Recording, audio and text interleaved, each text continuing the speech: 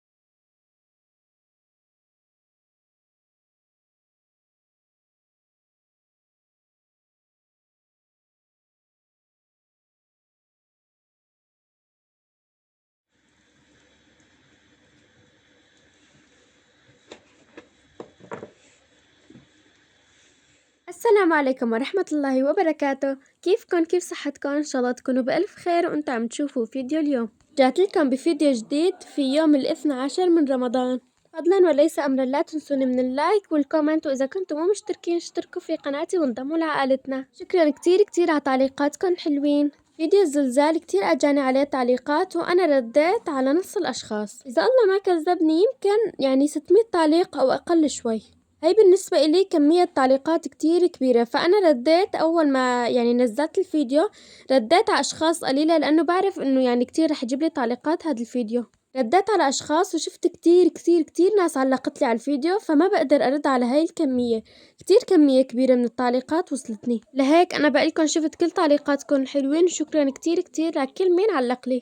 وفيديوهاتي حاليا هدول تبعت سلسلة رمضان، كمان لما بتعلقولي أنا بشوف كل تعليقاتكم مباشر، يعني أول بأول، بس ما بحب أرد عليكم مباشر، بحب يمضي على الفيديو يا أما يوم يا أما أقل لحتى أرد عليكم. بدي تعطوني هيك اقتراحات لفيديو مثلا إني أحكي لكم فيه قصة. عرفتوا إنه كل فيديو أحكي لكم قصة أو أحكي لكم شي عني أنا، فأنا مفكرة في فكرة وحدة، إنه مفكرة بشغلة وحدة بدي أخذ رأيكم فيها. حابة أعمل فيديو أعطيكم ردي أو ردة فعلي للتعليقات السلبية اللي عم توصلني، فأكيد كل حدا إلا ما يجي يعني تعليقات سلبية، فأنا حابة أحكي شغلة عن هذا الموضوع كتير مهم. فما بعرف إذا أنتوا بتحبوا هالنوع من الفيديوهات، إني أحكي لكم قصة أو مثلا إنه أعطيكم ردي أو ردة فعلي لشي بدي شي شغلة. لهيك لا تنسوا تقولولي إذا عجبتكم فكرتي، وإنتوا إذا عندكم أفكار تانية لا تنسوا تقولولي مشان نضيفها على الفيديوهات. المهم بدأت معكم الفيديو أنا عم بفرجيكم جو اليوم، واليوم من الصبح بلشنا بتجهيزات الفطور لأنه كان عنا عزيمة. عزمنا بيت خالتي وصورت لكم هيك لقطات بسيطة، حبيت انه اصور لكم شغلي بالبيت، انه مثلا عم نحضر الفطور او هاي الشغلات، حبيت اصور لكم هالتفاصيل اكتر من روتيني.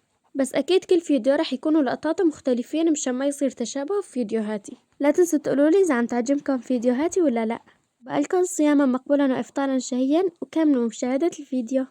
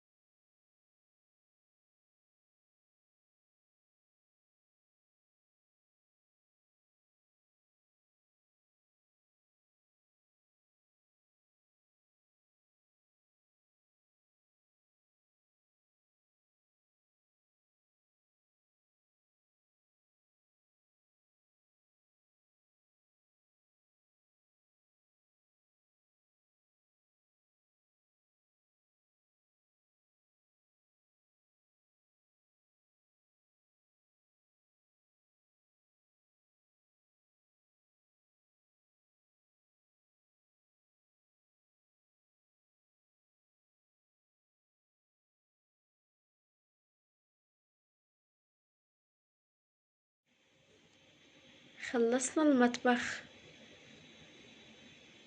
شوفوا لي النظافة، وبحبكن كتير. استنوني بالحلقة القادمة. سلام.